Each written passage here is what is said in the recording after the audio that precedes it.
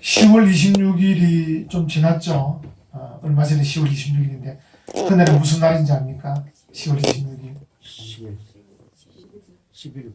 11일. 그렇죠. 뭐 10월 26일이니까 11일이죠. 그리고 우리 박정희 대통령이 시해당한 날이기도 하고요. 또 하나 의미가 있습니다. 그날 참 중요한 날인데 우리가 많이 잊고 지내고 있죠. 일본이 우리 조선을 이제 강점하려고 계획을 세우고 그 일의 주도적인 사람이 이토 히로부미입니다. 이 이토 히로부미가 동경에서 일본 정부의 건물들을 다 모아가지고 1909년도에 내년쯤 돼서 조선을 강제적으로 합병하자 이렇게 계획을 세웁니다. 참 무서운 사람인데요. 그런데 이제 그 계획을 우리 이제 독립군들이나 이제 이런 분들이 이제 알게 됐죠. 알게 돼가지고 여러분 아시는 그 안중근 의사, 안중근 의사 중국 하얼빈역에서 이토 히로부미를 저격합니다. 그날이 무슨 날이게요? 1909년 10월 26일.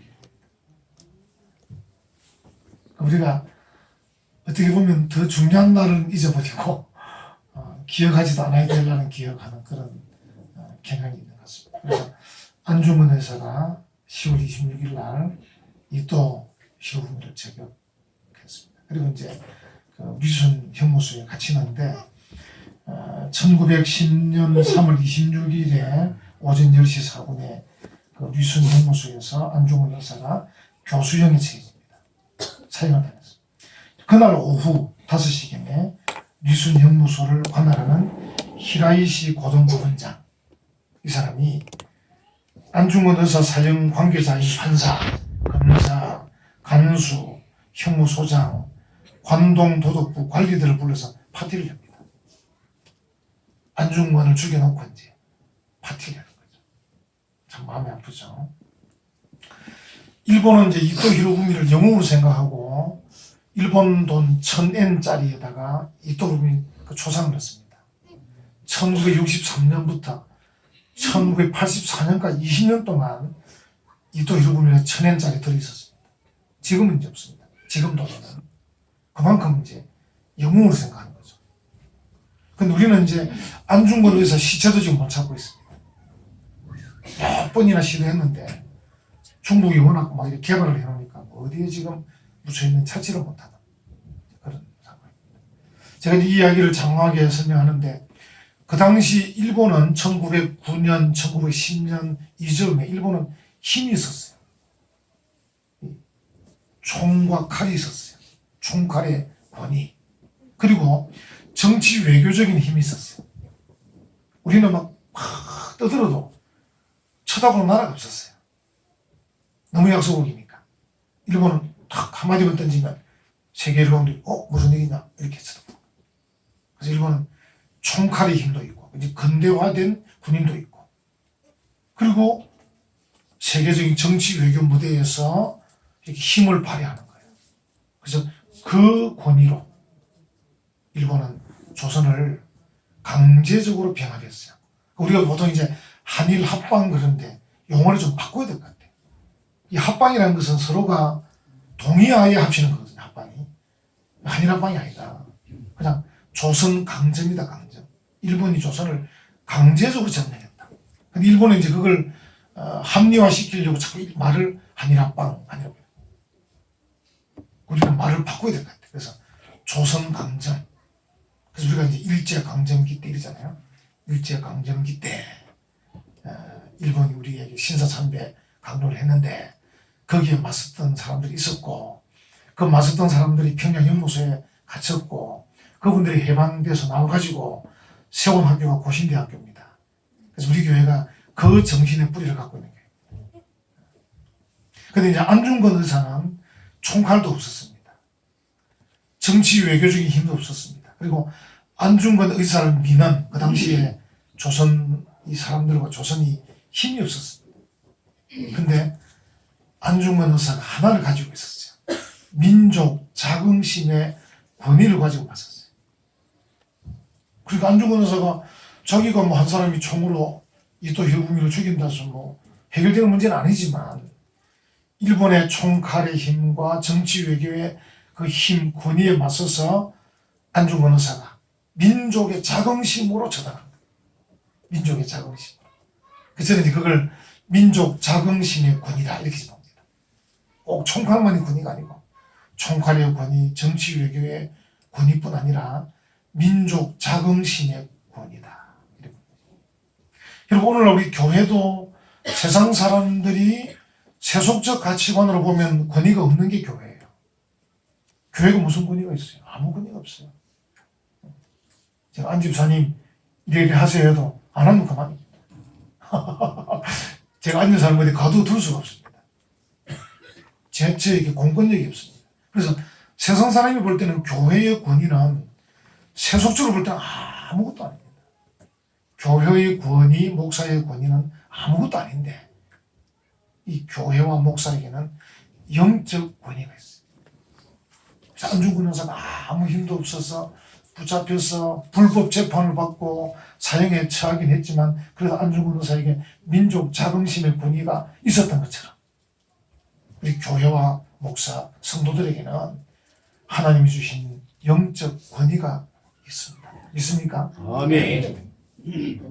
근데 이제 세속적, 물질적 가치관으로 보면 보이지 않는 게 영적 권위예요. 예수님이 이제 그동안에는 사람들을 벌 주시거나 해 주신 적이 없으세요. 근데 예수님이 점점 하시는데 대제사장들, 서기관들, 장로들이 보니까 예수님이 성전에 들어가셔서 성전에서 물건 파는 사람을 확 쫓아내고 상을 뒤엎으시고, 그렇죠? 또 보니까 병자를 고치시고 가르치시고, 그리고 무화과 나무를 마르게 하시고 이렇게 하시는 거예요. 그래서 이제 이 대제사장과 장로들이 위협을 느끼는 거예요. 왜냐하면 자기들이 그 당시에 권위를 가지고 있었어요. 이 권위가 헬라로 엑수시아인데, 엑수시아. 권위라는 게 권세와 위력입니다. 권세와 위세입니까? 느낌은 오시죠? 다 이제 한자말이니까 이게 쉬운 말은 아닌데요. 이 권위란 말이 권세와 위세인데 힘이죠, 힘. 그 당시 유대 사회에 물질적으로 세속적으로 눈에 보이는 이 권위는 대제사장들과 장로들이 가지고 있었어요. 그런데 예수님은 그동안에 은혜로운 복된 말씀을 쭉 하셨단 말이에요. 그래서 그들이 볼 때는 권위가 없어 보이는데 점점 보니까 이게 뭔가 권위가 있는 것 같기도 한 거예요. 그래서 물어보는 겁니다. 예수님에게. 당신이 무슨 권위로 이런 일을 하느냐? 성전을 깨끗하게 하고 무화과 나무를 마르게 하고 병자를 고치고 가르치고 하는 게 무슨 권위냐? 이렇게 물은 거예요. 자기들이 이제 위협이 되니까. 자기들이 지금 예수님의 그 권위를 제대로 보지는 못하면서 이 뭔가 권위가 있는 것 같은 느낌이 드는 거예요. 그래서 물어보는 겁니다. 예수님께서 이제 그들의 질문에 대답을 하시지 않고 어떻게 합니까? 또 다른 질문을 하셔요. 이게 이제 영어로 하면 카운트 퀘스천인데, 우리 이제 복싱, 여러분 여자분들 복싱은 안 좋아하시죠? 이 클래식한 복싱이지 요즘은 복싱보다 격투기가 또 막 유행이 돼가지고, 격투기는 제가 봐도 잔인하더라고. 제가 보다가도 몇 초 만에 그냥 채널 돌립니다. 보기 싫어가 너무 잔인해서. 근데 복싱은 멋지잖아요. 걸로 벗기고 다 이래가지고. 복싱의 카운터 펀치라는 카운터 펀치. 그 뭐냐면 상대방이 나를 때리려고 이렇게 탁 하는데 이걸 피하면서 내가 먼저 탁 때리는 게 카운터 펀치입니다. 예수님께서 지금 하신 카운터 퀘스천. 이게 이제 역질문. 그들의 질문에 대답을 먼저 하는 게 아니고 역으로도 질문하는 게 역질문입니다. 이걸 이제 예수님께서 하시는 뭐 첫 번째 방법이 아니고 그 당시 유대 랍비들이 쓰는 방식이에요. 유대 랍비들이 상대방이 질문을 하면 답변을 바로 하는 게 아니고, 대답을 바로 하는 게 아니고, 그 질문에 맞는 질문을 한 번 더 탁 던져가지고 상대방을 좀 당황스럽게 해버려요. 그래서 주도권을 잡고 얘기를 해나가요. 예수님께서 이제 그걸 탁 쓰시는 거예요. 그러면 뭐냐면 속으로, 야, 너희들이 이렇게 하잖아. 너희들이 하는 방식인데 내가 한번 써볼 텐데 하고 예수님이 그들이 너는 무슨 권위로 이런 일을 하느냐? 이러 묻을 때 예수님께서 세례요한을 탁 듭니다. 본문 한번 보십시오. 보시는 분들이 아시죠? 24절에 예수께서 대답하시되 나도 한 말을 너희에게 물으리니 너희도 물었으니까 너희가 대답하면 나도 무슨 권위로 이런 일을 하는지 이르리라. 너희가 대답하면 나도 말할게. 그러면서 이제 25절에 요한의 세례가 어디로부터 왔느냐? 하늘로부터 왔느냐? 사람으로부터 왔느냐? 이렇게 묻는 거예요. 이거는 이제 생뚱맞은 얘기는 아닙니다. 왜 아니냐면 세례 요한이 예수님을 지목했거든요. 세례 요한이 요단강에서 세례를 베풀고 그때 대제사장들 장로들이 막 나왔습니다. 요한에게. 왜냐하면 여러분 오늘 오후에 말라기를 배울 건데 말라기 성경이 끝난 뒤 400년이에요. 400년 동안 선지자가 없었어요. 암흑시대예요. 다크에이지. 그래서 400년 만에 나타난 사람이 세례 요한이에요. 그러니까 유대인들이 얼마나 주목했겠습니까? 선지자가 나타났다. 이래가지고 대제사장도 장로도 서기관도 바리새인도 사두개인도 다 요단강에 몰려온 거예요. 그래서 요한의 설교를 듣고 그 중에 감동받는 사람은 세례도 받고 막 이렇게 한 거예요. 그런데 요한이 마태복음 3장 우리 이미 지난 설교인데 여러분이 기억하시지만 3장 10절 11절 쭉 보면요. 요한이 내 뒤에 예수님이 올 건데 나는 그분의 신을 들고 따라가기도 부족하다. 이렇게 얘기하는 거예요.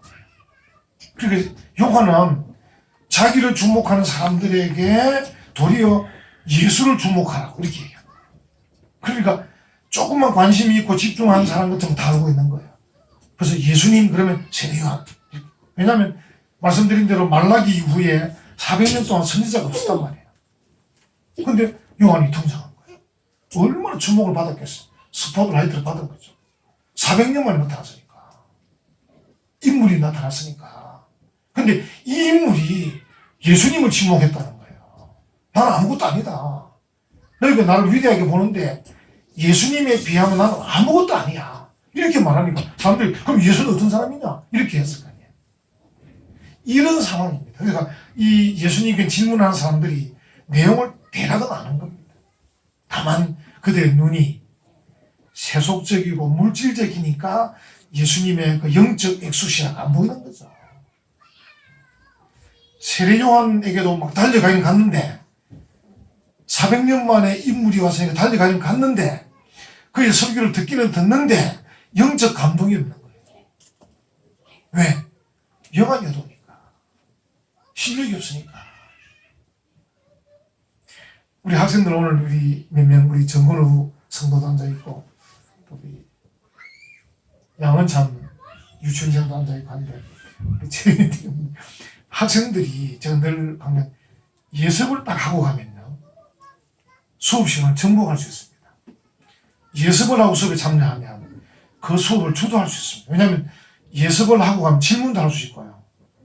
그 선생님의 말씀을 이해도 할 수 있습니다. 근데 이게 막 학교 갔다 와서 또 학원 갔다가 막 계속 이게 밀리니까 복습도 밀리고 막 밀리니까 예습할 엄두가 안 돼서 학교도 가니까 질문할 게 없는 거예요. 실력이 없으니까. 그것처럼 영적인 이 안목, 영적인 이 영안이 열리고 영적 귀가 열려야 되는데 이게 안 열리니까 400년 만에 인물이 나타나서 호기심도 있고 좋기는 한 것 같은데 이게 확 와닿지가 않아. 그러니까 만약에 그들이 영적 좀 안목만 있었으면 세례 요한을 주목했었으면 예수님까지 저절로 연결되죠. 저절로. 그럼 이 예수가 그동안 구약에서 말씀하시던 구세주란 말이냐? 저 위대한 세례 요한이 자기는 아무것도 아니라는데 예수님에 비하면 이렇게 막 될 건데 이게 안 돼요. 이런 상황을 예수님이 알고 계시기 때문에 그들에게 그 예수님에게 네가 무슨 권위로 지금 이렇게 하느냐 질문했을 때 야 나도 한마디 물어볼게. 그럼 너희는 세례 요한을 어떻게 생각하냐? 이 말은 뭡니까?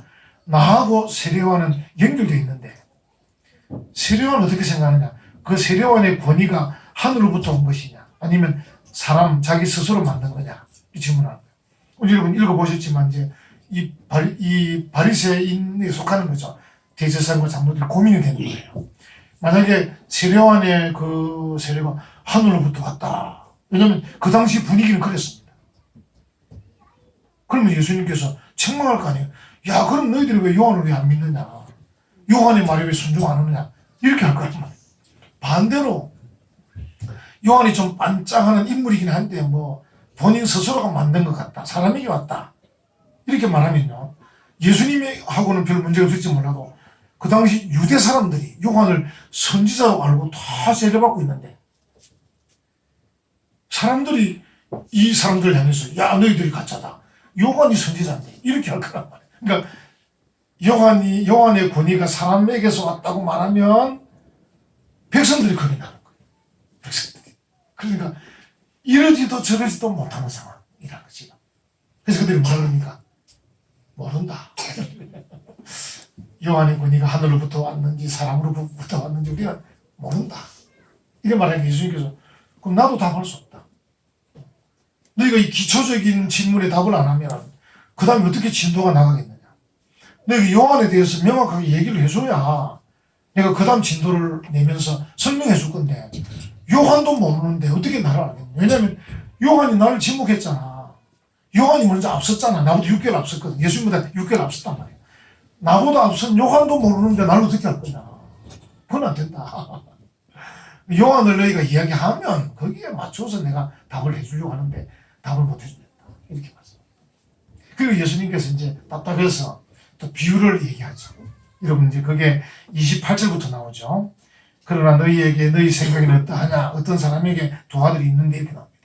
맏아들에게 가서 이르되 예 오늘 포도원에 가서 일하라 하니까 맏아들이 예 가겠습니다 하는데 실제로는 안 간 거예요. 근데 이제 30절 둘째 아들에게는 가서 가라 하니까 못 가겠습니다. 싫습니다.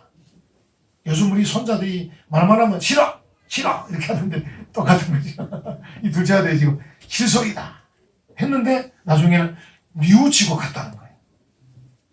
그래서 이제 31절에 그들 중에 누가 아버지의 뜻대로 하였느냐 이래 물으니까 이 사람들이 그 말은 둘째 아들입니다. 답을 한 거예요. 이 자기들이 지금 모르고 이제 예수님의 그 비유에 빨려 들어가는 거죠. 이렇게. 그러니까 대제사장들과 장로들, 바리새인들 그 당시 사람들이 요한에게 막 몰려갔어요. 요한의 설교를 들었어요. 아멘, 할렐루야 막 했습니다. 그러니까 지금 이 이야기로 말하면 아버지의 그 말씀에 큰아들이 예 알겠습니다 한 것처럼 한 거예요. 근데 실제로는 돌아가서 요한이 설교한 대로 살지 않는 거예요. 그러니까 그 당시 대제사장들과 장로들은 큰아들과 같은 거예요. 근데 요한이 이제 막 복음을 전가할 때 세리들은 그 당시 매국노들이거든요. 우리 일제강점기 때 친일파처럼 이 세리들은 로마에 붙어서 자기 동족의 피를 이렇게 빨아먹는 매국노들이란 말이에요. 이 세리들과 창녀들, 이 사람들은 그 자리에 가지도 않을 뿐더러 우린 듣기 싫소 막 이렇게 우리 보고 또 뭐 잘못했다 할 거 아닙니까? 우리 보고 죄인이라 할 거 아니에요? 우리는 요한의 설교 듣기 싫어요. 이런 사람들이란 말이에요. 근데 이 사람들이 시간이 지나면서 계속 귀동냥으로 들으면서 요한이 뭐라 그러지? 회개하라 그러던데 회개해야 천국 간다는데 이 세리와 장녀들이 마음이 이끌려가지고 야 우리도 회개하지 안 되겠다. 이래 살아도 되겠냐? 이러면서 회개하고 돌아왔다는 거예요. 그래서 이 사람들은 둘째 아들과 같다는 거예요. 처음에는 싫다고 했지만 결국은 깨닫고 돌아왔다. 이렇게 설명하시는 거예요. 그리고 이 사람들이 지금 이 비유를 답원하면서도 지금 이 사람들이 다 몰랐을 거예요. 예수님이 이 말씀을. 그래서 쭉 이제 마지막 32절 보면 요한이 의의 도로 너희에게 왔거늘 세례요한이죠. 너희는 그를 믿지 아니하였다. 요한에게 막 몰려가기는 갔는데 믿지 않았다는 거죠. 그런데 세리와 장녀는 믿었으며 너희는 이것을 보고도 끝내 뉘우쳐 믿지 않았다. 이렇게 나옵니다. 오늘 여러분 이 사람들이 예수님에게 이제 권위라는 주제를 가지고 얘기를 하고 계시잖아요.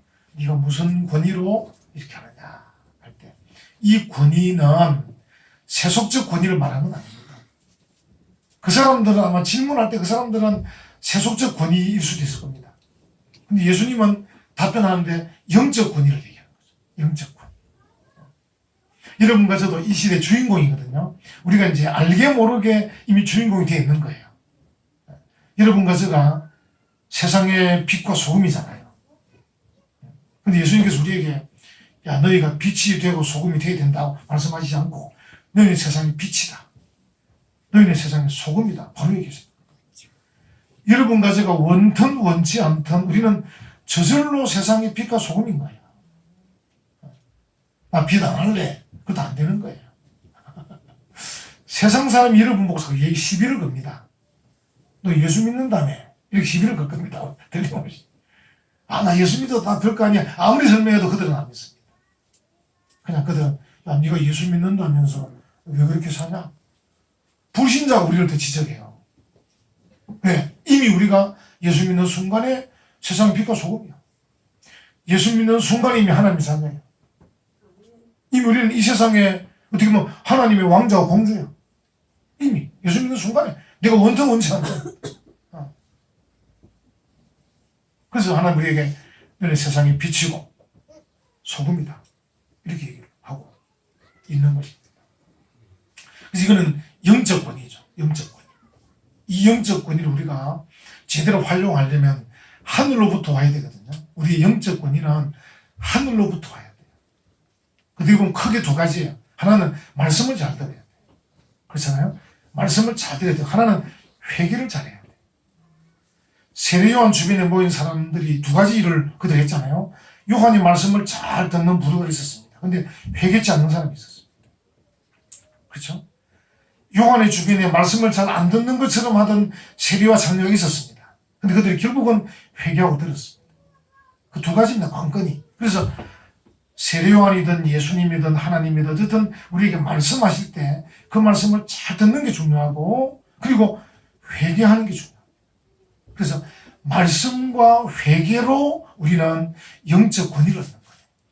그래서 우리의 권위는 하늘로부터 내려옵니다. 하늘로부터. 그래서 목사와 교회와 성도는 하늘로부터 내려오는 영적 권위를 가지고 행하는 거예요. 우리가 이 자긍심이 있어야 돼요. 이 자긍심. 근데 요즘 이제 우리가 만약에 영안이 좀 어둡잖아요. 영안이 어둡고 세속적 가치관에 우리가 물들어 있잖아요. 세속적 가치관, 물질적 가치관에 물이 들어있으면 영적 권위를 못 보는 거예요. 근데 성도가 그래서 영적 권위를 못 보니까 무슨 얘기를 하는 거예요? 세속적 얘기를 자꾸 하는 거예요. 돈이 얼마냐? 숫자가 얼마냐? 계급이 뭐냐? 지난주에 여단장님 모셨는데 장군이 오셨는데 계급이 뭐냐? 빼기 뭐 당신 빼기 어떤 사람이냐? 김해 시장 빼기냐? 국회의원 빼기. 제가 지금 말하는 그 자체가 나쁘다는 것보다 우리가 영적 권위를 모르니까 자꾸 세속적 권위를 자꾸 찾는 거예요. 예수님은 우리에게 영적 권위를 회복하는 거죠. 하늘로부터 오는 권위. 하늘로부터 내려오는 그 권세와 위세. 혹 세상 사람이 몰라주더라도 하나님과 나 사이의 자긍심. 하나님 감사합니다. 저를 택하시고 부르셔서 감사합니다. 하나님께서 원하시는 하나님의 자녀로 세상의 빛과 소금으로 하나님의 뜻을 전하는 이 땅의 사명자로 최선을 다하겠습니다. 그래서 우리가 충성하고, 그죠? 성실하게 행하고, 용기 있게 행하고, 담대하게 행하고, 그렇게 하는 거죠. 그러면요, 우리의 삶이 하나님 은혜가 넘칠 수밖에 없어요. 하나님 은혜가 넘칩니다. 하나님 복이 넘치게 되는 것입니다. 그것은 시간이 가면서 계속 누리게 되는 것입니다. 영적 권위로 살고 영적 권위를 인정하며 살 때에 우리가 누리는 복들이 성경에 기록이 다 되어 있습니다. 성경에 기록이 되어 있습니다. 그것들을 우리의 조상들, 선배들이 다 누리며 살았습니다. 그래서 그들이 로마에 항거했었고 일제강점기 때 일제에 항거했었습니다. 아무 힘도 없었는데 세상 사람이 볼 때는 아무 힘도 없었는데 근데 그들이 하늘로부터 내려 영적 권위를 가지고 총칼도 없었고 정치 외교에 힘은 없었지만 담대하게 목숨을 내놓고 한 거였어요. 왜냐하면 하나님이 주시는 은혜, 하나님 주시는 신령한 복을 그들이 누렸고 누릴 것을 알기 때문에. 여러분, 이제 여러분들이 영안이 밝아져야 돼요. 그래서 여러분의 눈에 먼저 교회의 권위가 보여져야 돼요. 교회의 권위. 여러분의 눈에 목사의 권위가 보여져야 돼요. 여러분의 눈에 성도의 권위가 보여져야 돼요. 오늘 이 시대 주인공은 우리입니다, 우리. 얼마 전에도 예수님이 주인공인데, 예수님은 부활 성천하셨어요. 더 얼마 전에 하나님이 주인공이셨어요. 성부 하나님의 시대, 성자 예수님의 시대, 지금은 성령 하나님의 시대예요. 근데 성령 하나님은 우리를 통해서 역사하셔요. 그래서 우리가 주인공이에요. 그래서 우리가 나 자신의 영적 권위도 봐야 되고 교회와 목사와 성도들의 영적 권위도 볼 수 있습니다. 그러면 성경에서 하나님께서 우리에게 주시고자 하시는 그 은혜와 영적인 신령한 복들을 다 받아 누리게 되는 것입니다. 이런 영적 권위를 보고 또 행사하고 누리는 복된 성도들 다 되시기를 간절히 축원합니다. 아멘.